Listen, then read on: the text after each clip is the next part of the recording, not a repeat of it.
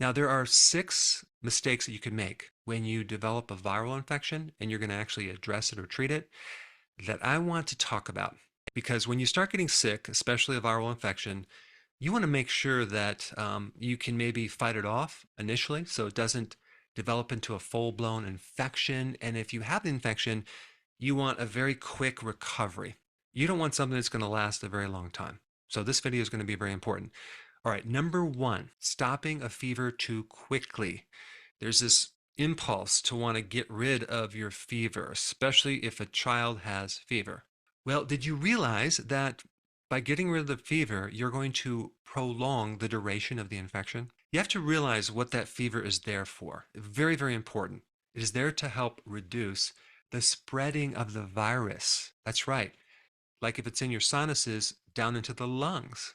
It can actually inhibit the spreading from the lungs throughout the rest of the body. It can reduce the reproduction of the virus.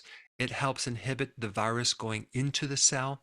It reduces something called IL-6, which is a requirement for the virus to survive. And on top of that, the fever increases your T killer cells, which is everything to do with killing off viruses as well as killing off cancer. In fact, when you start getting a fever, I would recommend do things to keep really, really warm to help enhance that fever. You know, when you're actually sleeping, just wear more clothes, have more blankets, take a hot bath, take a hot shower, stay really, really warm. Viruses hate heat. All right, number 2, taking an antibiotic for a virus. It doesn't work. Antibiotics only work for bacterial infections, not viruses, not fungal infections, not candida, only for bacterial infections. And the problem when you take an antibiotic, there's some slight minor complications. And I'm being very sarcastic because there are a lot of side effects. The big one being, you know, when you take an antibiotic, you're not going to fully kill off everything, right? Those microbes that survive become stronger. They start resisting that antibiotic. They learn from that stress. And now the next time you use an antibiotic, it doesn't work anymore.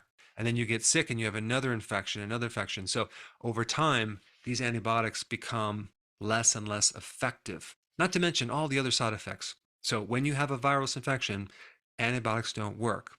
And if for some reason you have to take an antibiotic, make sure you also take a probiotic at the exact same time so you can actually kind of preserve your own microbes to some extent.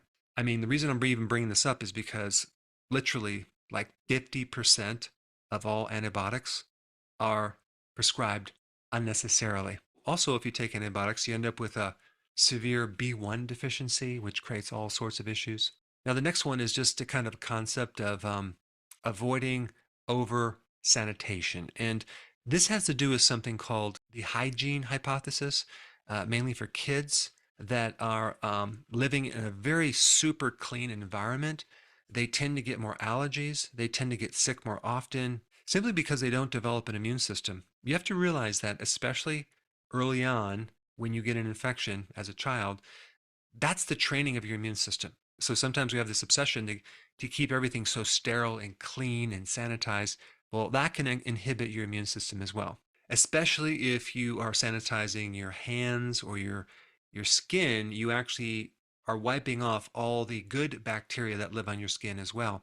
I mean, this also can relate to facial cleansing creams and scrubs and all this work to kind of clean your skin, whether you have acne or whatever. You're just stripping off all these friendly bacteria and you end up with rashes on your skin, and the skin is not as healthy. All right, number 4, detoxifying when you run down or you're getting sick. You don't want to do a detox. You don't want to take things that detoxify you because that's going to weaken your system. You're going to actually probably even get sick just from that. I've been completely, without symptoms, right? I had no infections. And then I took some remedy to detoxify myself and I ended up with a full-blown infection. Now, what is going on with that? When you detox sometimes incorrectly, you release a lot of crud and stuff and it creates an immune reaction. And you can even be sick just from that. Not to mention, you can weaken the immune system and activate latent viruses that are dormant. So the point is when you're sick, you want to nurture that situation. You don't want to start doing any type of detoxification, and even doing a detox in general. I have videos on that. There's the right way to do it, but you want to do it so you don't get sick. So you want to learn from the mistakes of others, including me. And I was sick in bed for 2 weeks unnecessarily by just doing a detox. And this also relates to the next one, number 5. You doing like a shotgun effect on your immune system, like taking every single known remedy to man for an infection, just tons of stuff. You're going to overdo it. You don't need to do that.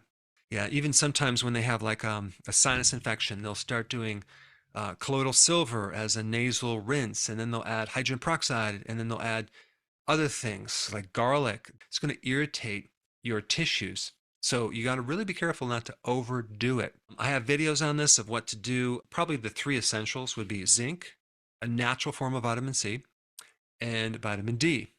And also apple cider vinegar is a nice one as well, because apple cider vinegar stimulates the phagocytes. So it can stimulate the immune system to kind of clean things up. And number 6, and I've seen this mistake quite frequently, is just trying to suppress the immune system when it's trying to work right away. So there's a lot of medications that suppress a cough or suppress mucus, right? The cough and the mucus is there to get rid of the virus. So you start suppressing things, you push them deeper into the tissues, and now you have the infection longer. So anything that can actually help get rid of mucus and help it drain, or even improve a productive cough, would be a good thing. There's another point about cortisol, and even sometimes people have to take prednisone when they're sick. Prednisone is a synthetic cortisol, and cortisol, which is a stress hormone, suppresses the immune system big time. It basically makes your immune system paralyzed. It lowers white blood cells. What am I talking about? I'm talking about anything that stresses you out when you're going through a viral infection or even a bacterial infection. Boy, that is a big problem. That's probably the biggest problem. In fact, there probably wasn't a time that you got sick that you didn't have some stress event that occurred just before that. So it's very, very important to keep your stress to a minimum, get plenty of rest, take hot baths, nurture your body. But I just wanted to create this video to increase your awareness on these key factors. Now, there's a lot of other things that you need to know about the immune system. And if you haven't seen this very important immune video, I put it up right here. Check it out.